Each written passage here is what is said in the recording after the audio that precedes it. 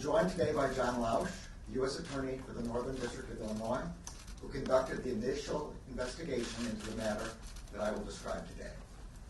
On the evening of November 4th, 2022, the National Archives Office of Inspector General contacted a prosecutor at the Department of Justice.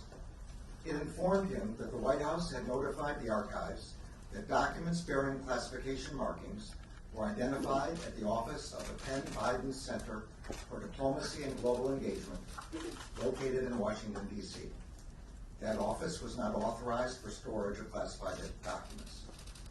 The prosecutor was also advised that those documents had been secured in an archives facility.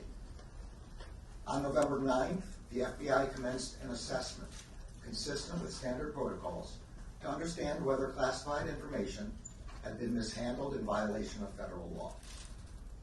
On November 14th, pursuant to Section 600.2b of the Special Counsel Regulations, I assigned U.S. Attorney Lausch to conduct an initial investigation to inform my decision whether to appoint a special counsel.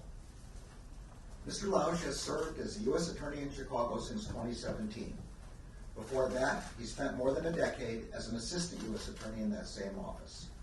I selected him to conduct the initial investigation because I was confident his experience would ensure that it would be done professionally and expeditiously.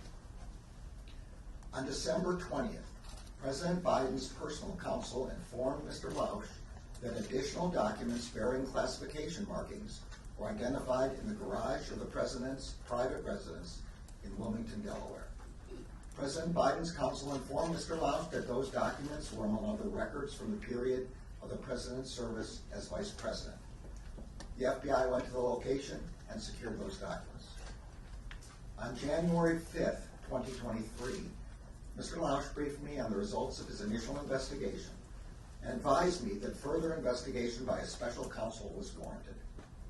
Based on Mr. Lausch's initial investigation, I concluded that, under the special counsel regulations, it was in the public interest to appoint a special counsel.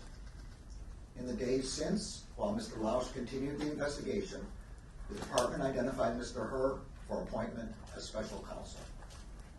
This morning, President Biden's personal counsel called Mr. Lausch and stated that an additional document bearing classification markings was identified at the President's personal residence in Wilmington, Delaware. When I first contacted Mr. Lausch about this matter, he said he could lead the initial investigation, but would be unable to accept any longer-term assignment because he would be leaving the department in early 2023 for the private sector.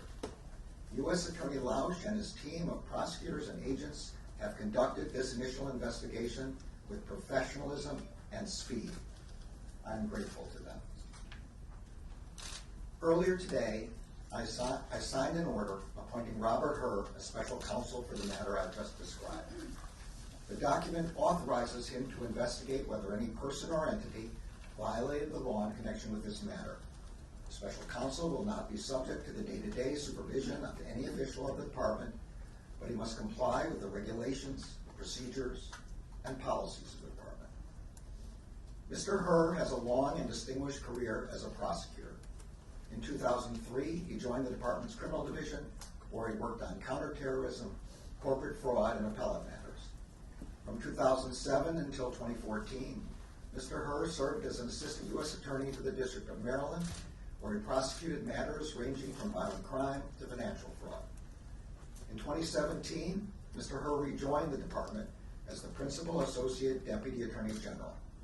In 2018, he was nominated and confirmed to serve as the U.S. Attorney for the District of Maryland.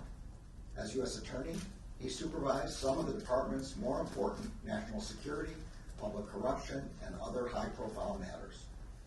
I will ensure that Mr. Herr receives all the resources he needs to conduct his work. As I have said before, I strongly believe that the normal processes of this department can handle all investigations with integrity. But under the regulations, the extraordinary circumstances here require the appointment of a special counsel for this matter.